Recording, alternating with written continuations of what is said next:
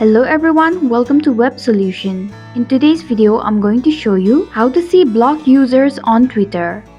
Make sure to watch the whole video to learn how. Let's begin. First, open your X application.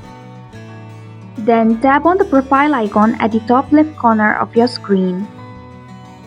Tap on Settings and Support. Scroll down a little and then tap on Settings and Privacy. Then tap on Privacy and Safety. Select Mute and Block. Tap on the very first option, that is Blocked Accounts. In this page, you'll be able to see blocked users on Twitter. And that's it. I hope you found this video helpful. If you did, please click the thumbs up button. If you have any questions or thoughts, type them in the comments below. And don't forget to subscribe to our channel for more updates. Click the bell icon too so you'll know when we post a new video. We'll be back with another video soon. Thanks for watching.